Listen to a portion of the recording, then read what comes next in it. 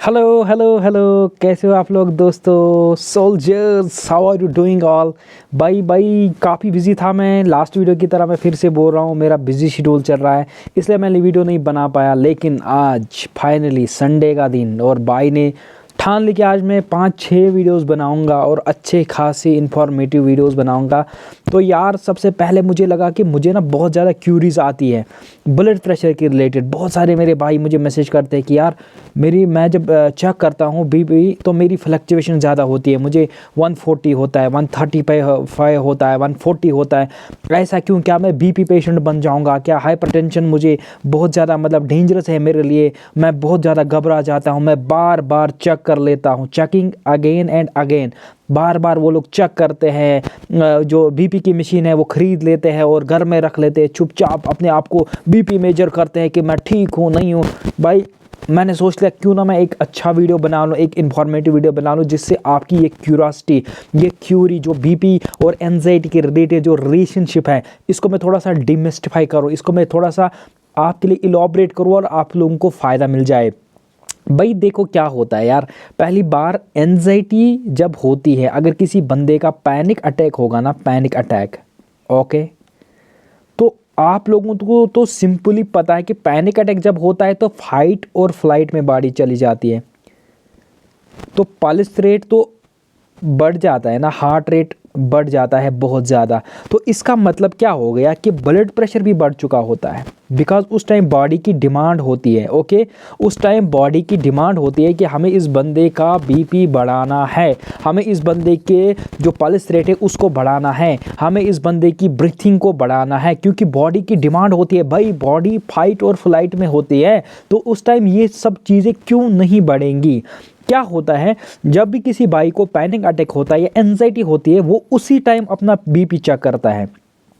जब उसको एंक्शसनेस होती है, रश फील होता है, तो वो क्या करता है, उसको लगता है पता नहीं कि अंदर से क्या हो रहा है, तो वो क्या करता है, वो बीपी मशीन की तरफ भागता है, मैं अपना बीपी चेक करूं क्या ये ज़्यादा है कम है। लेकिन उसको ये पता ही नहीं है कि ऑलरेडी वो फाइट और फ्लाइट में तो चला गया है, ऑलरेडी उसकी बॉडी प्रोटेक्टिव मैकेनिज्म में चली गई है। तो बीपी का ऊपर आना इज़ ओबियस मेरे भाई, ओबियस। अगर नॉर्मल देखो, पहले मैं वो उसके टॉपिक में मैं आ जाऊंगा कि बीपी की जो रीडिंग है होती है ना, वो मायने नहीं रखती है।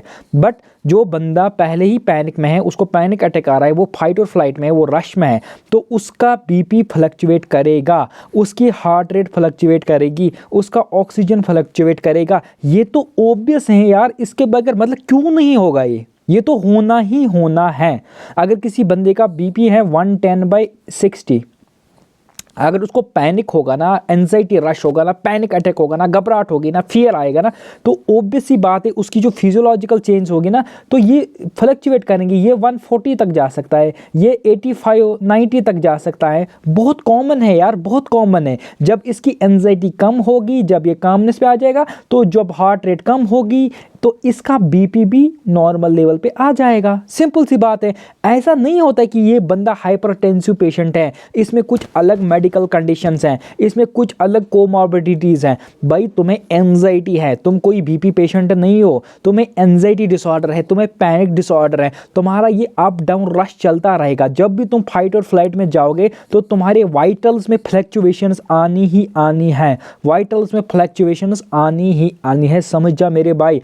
और तू क्या कर रहा है, ये जब भी तुम्हें पैनिक होता है, जब भी तुम्हें एंजाइटी होता है, उसी टाइम तू बीपी चेक करता है, उसी टाइम तू पल्स रेट चेक करता है, उसी टाइम तू ऑक्सीजन चेक कर लेता है। भाई उस टाइम तो तुम्हारा सब कुछ फिजियोलॉजिकल चेंज आया है ना, तो उस टाइम तो ऑब्वियस ही बात है, ये चीज़ें तो तुम्हें अप डाउन मिल जाएंगी। तुम क्या करना चाहते हो? तुम अपने रीएश्योरेंस के लिए ये चीज़ कर रहे हो ना।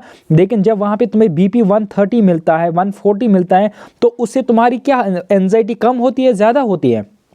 एंजाइटी तो और ज़्यादा होती है, बहुत ज़्यादा होती है। तो तुम्हारा जो फाइट और फ्लाइट है वो और ज़्यादा चलेगा, वो और देर तक चलेगा। तो तुम्हें ये गलतियां नहीं करनी है मेरे भाई, तुम्हें ये गलतियां नहीं करनी है, मत किया कर। तुम कोई बीपी पेशेंट नहीं हो, तुम्हें कोई अंदर वाली कोई डिजीज़ नहीं है, तुम्हें एंजाइटी है। एंजाइटी में ये होता ही है, सब लोगों का होता है। और जब फियर होता है, फाइट और फ्लाइट होती है, बॉडी प्रोटेक्टिव मैकेनिज्म में चली जाती है, तो ये चीज़ें अप डाउन होती हैं। और जब कामनेस में आ जाती है, तो बॉडी नॉर्मलाइज हो जाती है। ओके, एक और चीज़ मैं आप लोगों को बताना चाहता हूँ यार, ये जो रीडिंग्स है ना, रीडिंग जो हम बोलते हैं 120/80 इज अ नॉर्मल बीपी।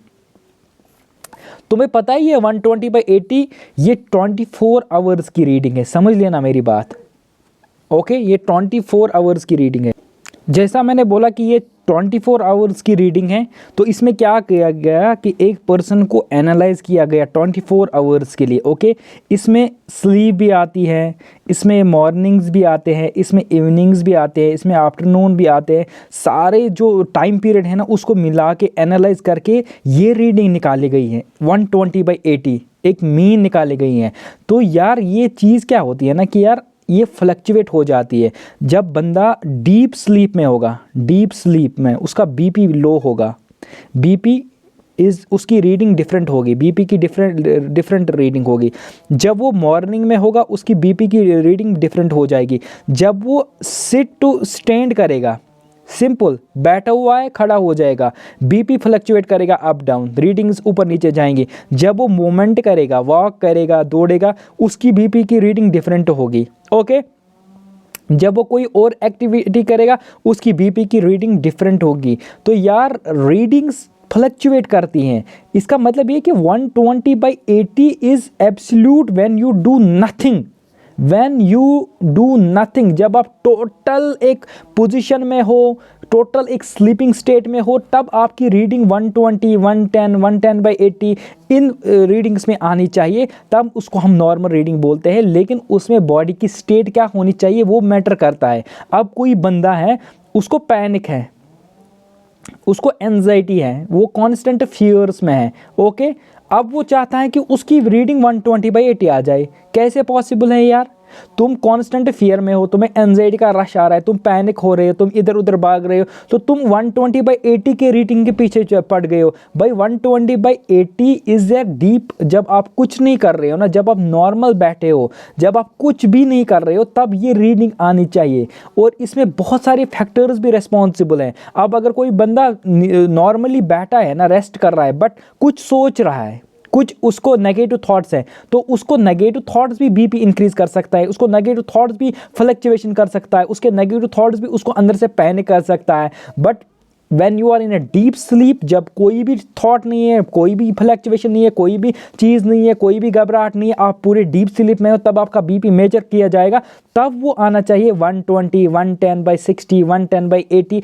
तब हम उसको बोल सकते हैं कि यार ये रीडिंग नॉर्मल रीडिंग है, ये रीडिंग नॉर्मल रीडिंग है। भाई तुम एंजाइटी हो, मैं हो, तुम एंजाइटी डिसऑर्डर में हो और तुम चाहते हो कि तुम्हारी रीडिंग इतनी नॉर्मल आ जाए, तुम्हें इससे ऊपर नीचे एक चीज़ भी ना हो जाए, तुम्हें 1 डिग्री भी ऊपर ना हो जाए, तो तुम इसी से घबराते हो। भाई ये बहुत ही फुद्दू वाली बात है और तुम अपने आप को खुद ही पैनिक कर रहे हो। ओके, सेकंड चीज़ है कि यार ये जो तुमने ये बीपी मशीन लाई है ना, अपने आप को चेक करना 10 बार, इसको कहीं पे रख दे।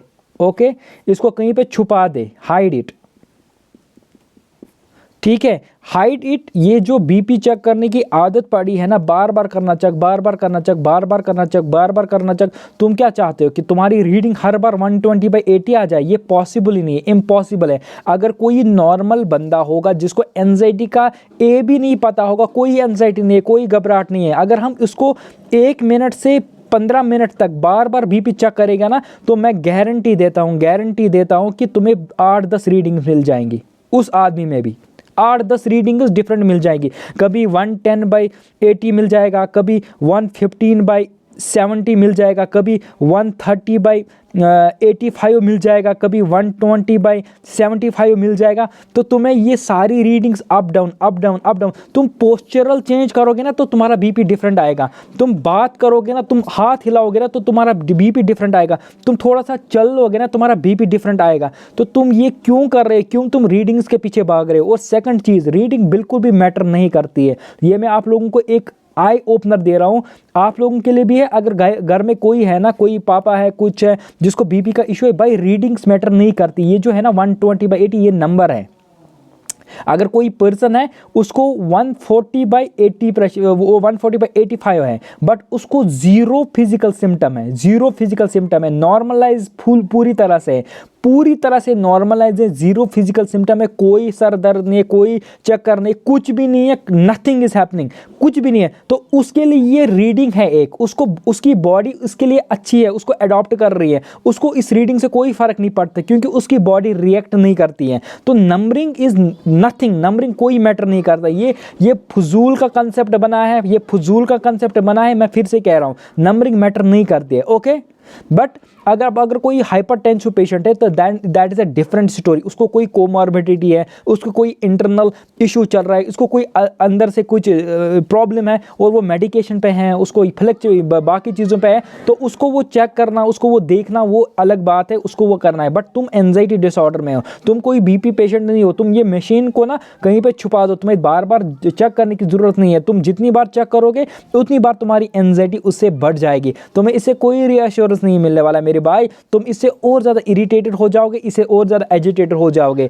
इन चीज़ों को, इन बैड हैबिट्स को छोड़ना है और गूगल सर्च अबाउट बीपी कि इतना बीपी कितना नॉर्मल होता है, कितनी रेंज होती है, कितना होना चाहिए, यार वो गूगल पे हम जैसे ही लोग लिखते हैं, ओके। तुम भी कल अपना ब्लॉग बनाओ और थोड़े से मशहूर हो जाओ, तुम्हारा भी लोग पढ़ेंगे, तुम कुछ भी वहाँ पे लिख दो, तो ऐसा कोई नहीं है।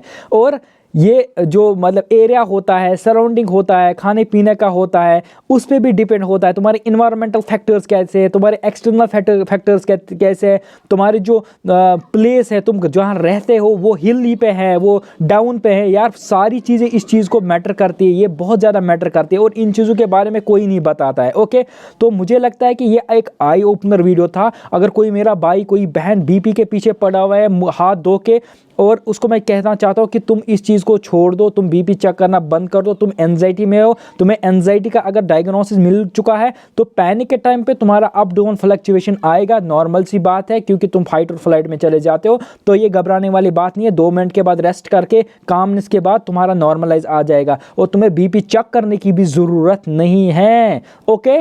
आई होप आप लोगों को ये वीडियो पसंद आया होगा। अगर किसी को पसंद आया तो क्या करना है, लाइक करना, शेयर करना, सब्सक्राइब करना है। किसी को बात करनी है मेरे साथ तो मेरी इंस्टा की लिंक पड़ी हुई है मेरे बायो पे, वहाँ पे मुझे मैसेज कर सकते हो, मैं रिप्लाई कर दूंगा। See you in the next video, तब तक के लिए tata bye bye, see you, good bye.